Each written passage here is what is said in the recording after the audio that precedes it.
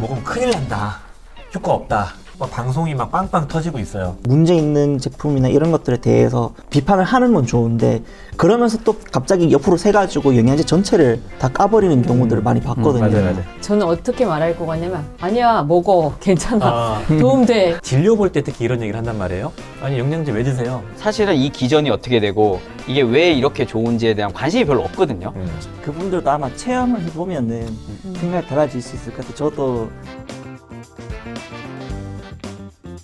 안녕하십니까. 오늘은 영양제를 사랑하고 많은 피드백을 보고 많은 경험이 있는 약사들이 얘기하겠습니다. 저는 약들약의 고약사입니다. 안녕하세요. 저는 몸짱 약사 민재원입니다. 저는 스스로 임상도 많이 하고 있습니다. 안녕하세요. 53만 유튜버 리틀 약사입니다. 먹는 것이 나를 만든다. 또 해야 돼요. 먹는 것이고 나를 만든다. 안녕하세요. 리틀 약사입니다.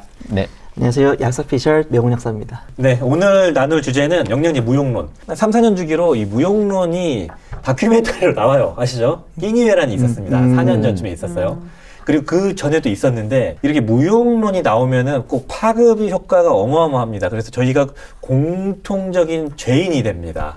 그래서 우리가 이 무용론이 왜 자꾸 나오는지, 그리고 이 무용론에 대해서 우리가 어떻게 대처를 해야 되는지, 이 근거가 있는 건지 좀 구체적으로 얘기를 해볼게요. 자, 무용론이 왜 자주 나올까요?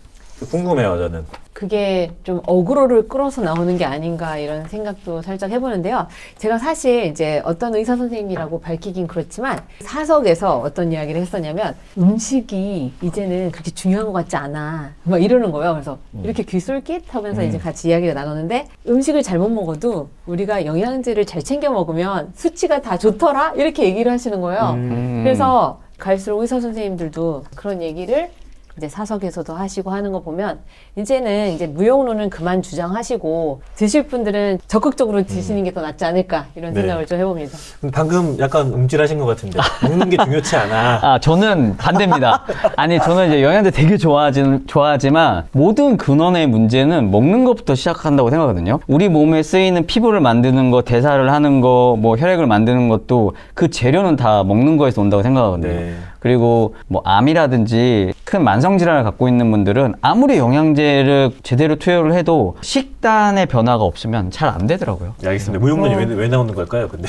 그렇죠. 무용론 왜 나오는 걸까? 근데 중요한 건 사실 이게 저는 그렇게 생각해요. 일단 무용론을 주장하는 일단 대부분들 이제 메타 분석 갖고 얘기를 많이 하시는데, 메타 분석 자체가 영양학적 관점이나 뭐 어떤 음식에 관련된 것들은 함정이 되게 많다. 결국은 이제 베이스라인이라고 하죠, 우리. 결국 여러 연구들의 자료를 모아야 되는데 어떤 기준으로 이 논문을 선택할 것인가. 이거는 사실은 연구 설계자의 방향성을 갖고도 이 논문을 탈락시킬 수도 또 선택할 수도 있는 네. 거거든요. 이거에 따라 편차가 생길 수 있다. 네. 그래서 일단 메타 분석 자체는 영양학적인 관점에서 봤을 때는 여러 가지 허점들이 생길 수가 있고, 두 번째로는 어떤 성분에 대해서 효과가 없다, 또 효과가 있다, 이런 것들이 좀 나오잖아요. 이것도 결국은 우리가 먹는 시기, 누구를 선택하고 어떤 제한 조건을 거느냐, 이런 거에 따라서도 결과치가 완전 하늘과 땅으로 바뀔 수가 있기 때문에 계속 어떤 기준으로 이 설계의 목적이 약간은 있느냐에 따라서도 달라질 수 있고, 또 설계의 방법에 따라서도 달라질 수 있기 때문에 이거는 시간이 앞으로도 100년, 200년 지나도 계속될 수밖에 없는 거다, 이렇게 생각합니다. 무용론의 가장 잘못된 논리 중에 하나가 일반화라고 저는 생각을 하거든요. 이게 질문을 너무 큰 걸 던져요. 예를 들어서 영양제는 효과가 있나? 이렇게 해버리는데, 그러면은 경우의 수가 사실 너무나도 많은데 그걸 다 뭉뚱거리고 편견을 내버리면은 어떤 결과값도 다 작아지게 마련이거든요. 근데 그런 엄청나게 큰 질문을 던져놓고 이냐 아니냐 일반화를 해버리면은 당연히 결과값은 안 좋은 방향으로 갈 수밖에 없다. 근데 이제 그걸 가지고 사실인 것처럼 해버리면 안 되는 거죠. 영양제도 케이스 바이 케이스로 뭐 어떤 거에 대해서 어떤 상황에 대해서든 분류를 해야 되는데 그런 거에 대한 얘기는 없는 게 큰 문제가 아닌가. 그리고 비슷한 맥락으로 이제 잘못된 마케팅이나 문제 있는 제품이나 이런 것들에 대해서 비판을 하는 건 좋은데 그러면서 또 갑자기 옆으로 새가지고 영양제 전체를 다 까버리는 경우들을 많이 봤거든요. 맞아요. 그래서 도매급으로. 네. 도매급으로. 그래서 이제 그런 거는 좀 주의해야 되지 않나. 저는 그 메타 분석 말씀을 좀 드리자면은, 메타 분석 자체가 약이나 변인 통제가 명백하게 될 수 있는 것들의 ICT를 모아놨다든지 그게 잘 관리가 된다면은 그 합리성을 가질 것 같은데 영양제는 약이 아니기 때문에 예를 들어서 타이레놀, 아스타미노펜의 효과를 진통 효과가 있냐 없냐를 볼 때는 A랑 B, 그러니까 대조군과 실험군을 나눠서 먹이고 안 먹이고가 되잖아요. 근데 비타민 B군의 효과가 있나 없나를 보는 연구를 설계하는데 음식을 다 음식을 안 먹여야 돼 그러면. 그렇지. 죽어요 그러면 비타민. 그래서 이제 그 음식의 식단을 대략적인 통계화를 하는데 그게 되게 인종마다 다르고 그 다음에 음식마다 다르고 일반화시키기가 너무나 어려운 영역이잖아요. 근데 그 데이터를 가지고 효과 있다 없다를 과연 할 수 있을까? 물론 경향성은 볼 수 있지만 그래서 좀 많이 차이가 나는 것 같습니다. 저는 이제 그런 것도 있는 것 같아요. 그러니까 항상 이제 그렇게 바라보는 관점은 자꾸 약의 개념으로 영양제를 자꾸 판단하려 한다. 그러니까 약에서 보면 이런 걸 보면 의학적 기준으로 보면 뚜렷한 치료 효과가 없다라는 결론이 내려도 영양학적 관점에서 보면 특정 사람에게는 도움이 될 수 있다. 이렇게 말할 수가 있는 거거든요. 그래서 누군가에게 그게 80% 90%가 아니더라도 10% 20%라도 도움이 될 수 있는 사람이 있다라고 하면 도전해 볼 가치가 있는 영역이지 않을까. 기준을 좀 다르게 봐야 되지 않을까, 약과는. 이렇게 생각을 합니다. 연구하시는 분들이. 네. 그러면은 그 무용론이 자주 나오는 이유는 요약하자면 어그로일 수도 있다. 관심? 관심. 왜냐면은 영양제 시장이 엄청 크니까 네. 그 반대되는 그 우리가 속된 말로 후킹이라고 하잖아요. 그 후킹을 하는 거죠. 약사님은 관점의 차이가 있을 수 있고 저는 그리고 일반화. 너무 성급한 일반화를 그리고 도매급으로 엮는 거 그리고 저희가 얘기 나누는 거는 그 메타 분석의 또 한계성도 있다. 예, 그 정도로 하겠습니다. 그러면 이제 소비자분들이나 우리 팔로워분들 그리고 우리 친한 가족들이 이런 걸 보고 연락이 오잖아요. 그럼 어떻게 좀 생각을 해야 될까요? 저는 어떻게 말할 것 같냐면 아니야 먹어 괜찮아 아. 도움돼 네. 끝. 그 신념을 가져야 된다. 네. 저는 사실 어머니가 이런 거 관심이 많으셔서 뭐 기사 뜨면 자꾸 가족 단톡에 캡처를 했는 걸 자꾸 보내요. 뭐 좋으면은 이거 좋다던데 아니면 문제 있으면 문제 있다고 이거 문제 있는 거야 보내시고 하시는데 소비자분들께서 단순히 맞다 틀리다로 극단적으로 반응하기보다는 제가 4가지를 생각을 해봤거든요. 기준을. 준비 많이 해오셨는데요. 그러니까. 아니 오케이 우리는 대본 지금 받았는데 아니요, 제가 이제 말씀드리면서 생각을 해봤어요. 그래서 뭔가 문제가 떴을 때 단순히 내가 그 성분을 먹고 있어서 염려하기보다는 그 연구 대상이 지금 나에게 해당하는 건가? 똑같이 뭐 커큐민을 먹어도 지방간에 쓸 수도 있는 거고 염증에 쓸 수도 있는 거고 다 다르잖아요. 그러면 어떤 내용에서 지금 효과가 없는 건지, 그래서 내가 그 상황에 해당되는 건지 한번 생각해 볼 필요가 있고, 나는 실제로 그 성분이 뭔가 결핍되어 있는 상황인가?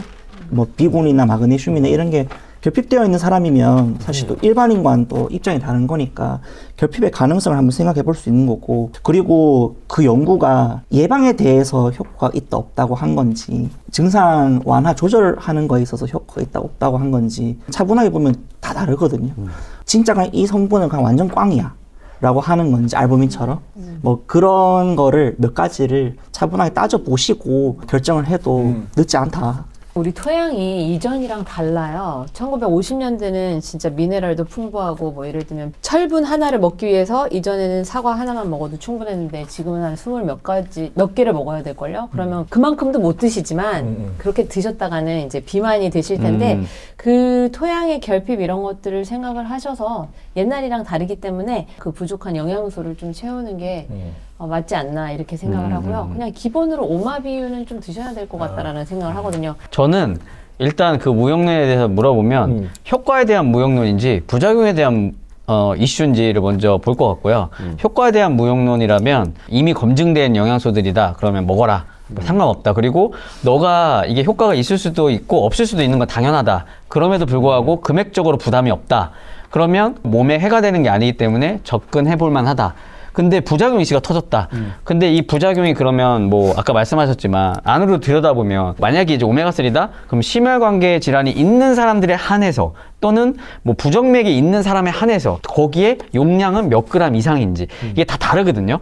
어느 그램 수에서는 또 효과가 있다라는 게 있으니까 구체적으로 그런 것들은 보고 설명을 정확하게 해줄 것 같아요. 코로나 이후에 사실 비타민 D도 건강검진표에 아예 따로 분류가 돼서 나오는 거 아시죠? 그런 네. 것처럼 중요성이 대두되고 있고, 제가 아이가 셋인 거 아시죠? 근데 이 아이 셋 다, 그러니까 저한테 미혼 묻지도 아니셨어요? 않고 미혼인 줄 알았는데. 아, 그러게. 아, 아니 저희 아이 셋 다 성인인데 얘네들이 뭐라 그러냐면 엄마 저 오메가3랑 비타민 D 들어있는 멀티 비타민 그리고 유산균 자기는 캡슐만 먹어요 이러면서 쭈루루룩 저한테 대놓고 달라 그런다니까요. 요즘 젊은 친구들은 무용론 이런 거를 뭐 일반화할 수는 없지만 본인의 몸을 스스로 건강할 때 좀 챙기는 편이라고 네. 생각을 해요. 그리고 여드름 엄청 관심이 많잖아요. 얘네들이 오메가3 먹으면 여드름, 염증 작용을 낮추는 걸 알고 있고 알고 있구나. 아연 이런 것도 달라 그래요. 아. 그래서 저는 오히려 신기하다니까요. 저는 가르쳐 준 적이 없어요. 아.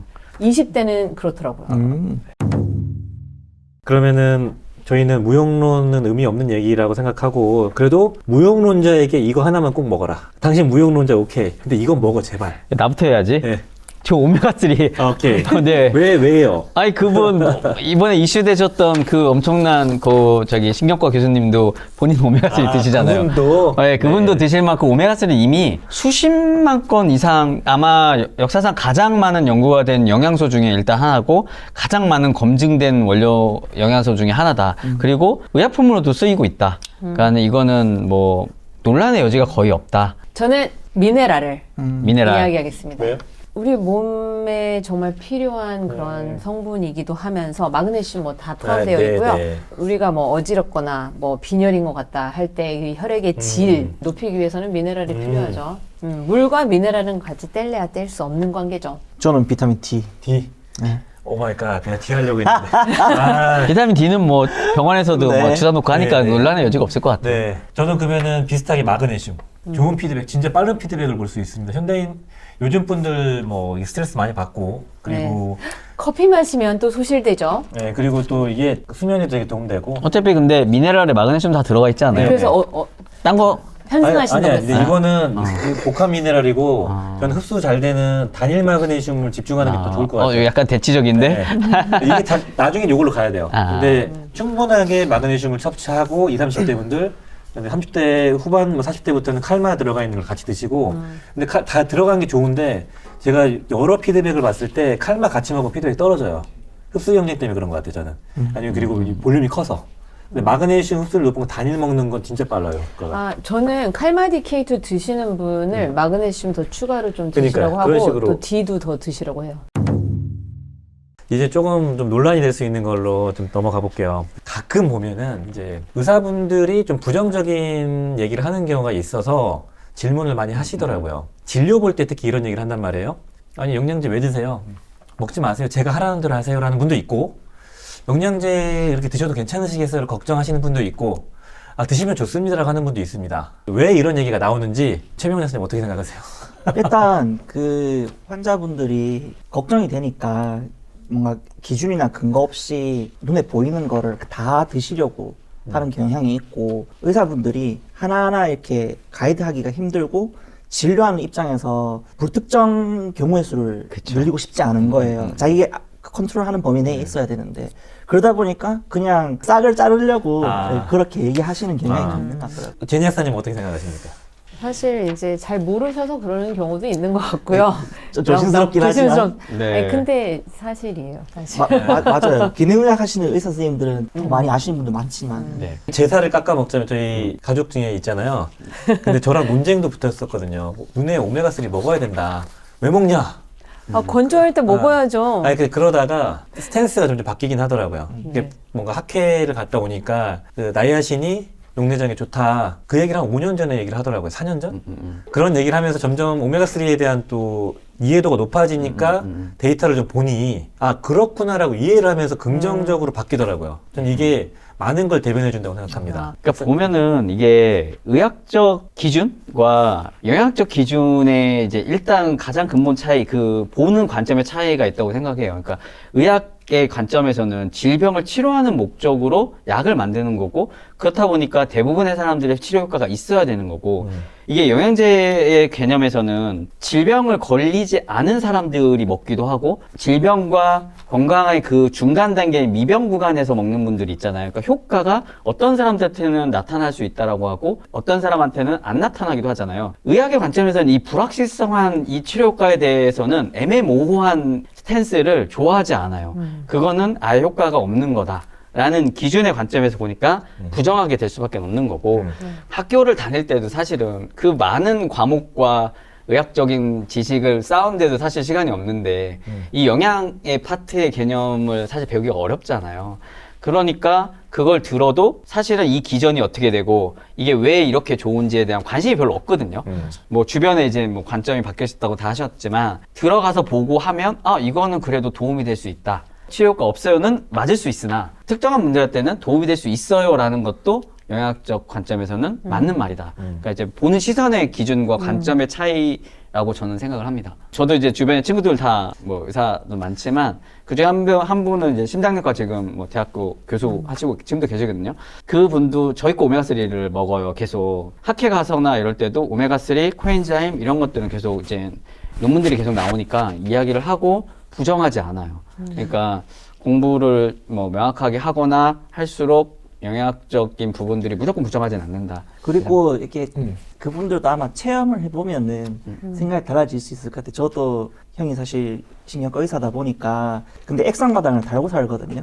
그러다 보니까 중성지방 당연히 높고 뭐 여러 가지 문제점들이 있겠죠. 그리고 저처럼 그 화장실 가는 것도 좀 문제가 있었고 그래서 그걸 몇 가지 세팅을 해가지고 갈 때마다 계속 먹으라고 그냥 줬어요. 그래서 본인이 잘 안 챙겨 먹으면은 형수님한테 좀 줘라. 형이랑 사이가 되게 좋으시네요. 아, 네.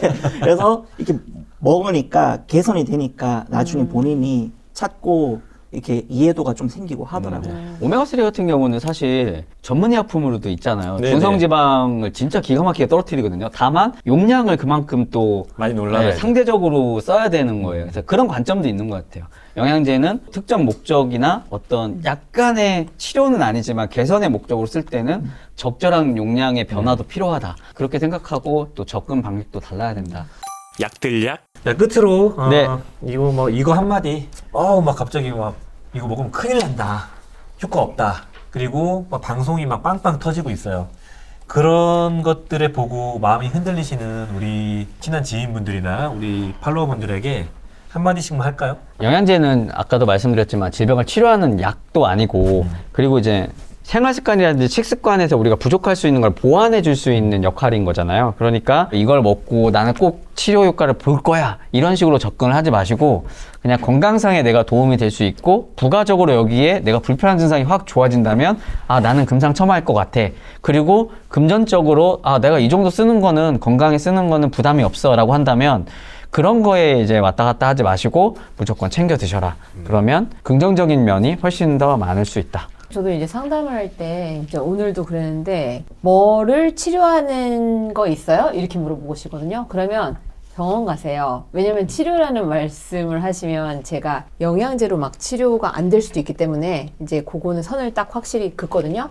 그런데 아프고 나면 서러워요. 그래서 건강할 때 건강을 챙기시는 거를 진짜 강조를 드리고 싶고요. 4가지 정도 같이 톱니바퀴로 다 잘 돼야 되는데 말씀하셨던 식사, 그 다음에 운동과 같은 생활 습관, 수면, 그리고 나서 이제 영양소 이렇게 4가지가 잘 이렇게 어울려지면 제가 항상 하는 말 있잖아요. 못 고치는 병은 없습니다. 못 고치는 습관만 있을 뿐입니다. 지금까지 리틀 약사였습니다. 먹는 거 씹고 나를 만든다.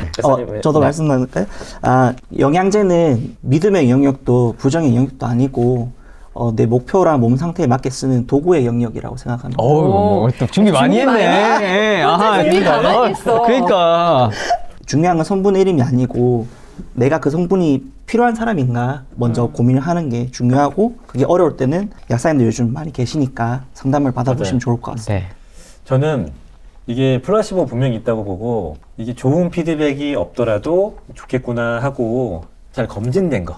기본은 바뀌지 않는다고 보여지거든요. 네. 오메가3나 뭐 마그네슘, 비타민 B, 뭐 이런 거. 검증된 거를 꾸준하게 효과 있겠구나 하고 드시는 일일비하지 않는 게 중요한 것 같아요. 광고에 휘둘리거나 방송에 휘둘리지 않는 확실한 어떤 신념을 가지시고 분명히 좋다고 계속 봤는데 뜬금없이 나쁘다라고 나오면 그런 건 아닐 확률이 높습니다. 그래서 그럴 때는 전문가분들이나 뭐 GPT 돌려봐도 좀 잘 나올 것 같아요. 돌려가지고 자가 검증을 한번 해보시는 걸 추천드립니다. 자, 오늘 영상이 도움이 되셨다면 좋아요, 구독 부탁드리겠습니다. 감사합니다. 빠이요.